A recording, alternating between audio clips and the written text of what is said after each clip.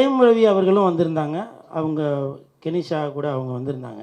அப்போ ஜெயம் ரவி வந்து என்னை பார்த்து கேட்டார், என்ன கூலு, நல்லா இருக்கியா, ஆள் நல்லா ஸ்மார்ட் ஆகிட்டியாப்பா, உடம்புலாம் குறைச்சிட்ட, காஸ்டியூம்லாம் சூப்பராக இருக்குது, ஹீரோவாக நடிக்கிற போல், எல்லாம் வீடியோ எல்லாம் பார்த்தேன், ஆல் த பெஸ்ட், சாப்பிட்டாச்சா அப்படின்னாரு. இப்போ தான் சாப்பிட போகிறேன் அப்படின்னா, போய் சாப்பிடு, நான் சாப்பிட்டேன் அப்படின்னு சொல்லிட்டு வெளில வந்துட்டார். இது வந்து சோசியல் மீடியாவில் வீடியோ எல்லா இடத்துலையும் வந்துச்சு, எல்லாம் பார்த்துருப்பீங்க. நேற்று இரவு என் தாயின் மீது ஆணையாக சொல்கிறேன், நேற்று இரவு எனக்கு ஒரு 11:30 மணி இருக்கு. அப்போ எனக்கு ஒரு ஃபோன் ஒன்று வந்துச்சு, பெங்களூர்லேருந்து ஒரு லேடி தான் பேசுகிறாங்க. அவங்க ஃபோன் அடித்து, என்னங்க நீங்கள் என்ன ஜெயம் ரவிக்கு சப்போர்ட் பண்ணிகிட்டு இருக்கீங்க, அவர் எப்படி தெரியுமா, அப்படி தெரியுமா, இப்படி தெரியுமா அப்படின்னு பேசிகிட்டு இருக்காங்க. நான் அதான் சொன்னேன், ஏம்மா என்னம்மா இதுக்கு எனக்கு சம்மந்தம் இல்லைம்மா, நான் கல்யாணத்துக்கு போனேன், அவர் எனக்கு தெரியும், அதனால் அவர் என்கிட்ட பேசினார்.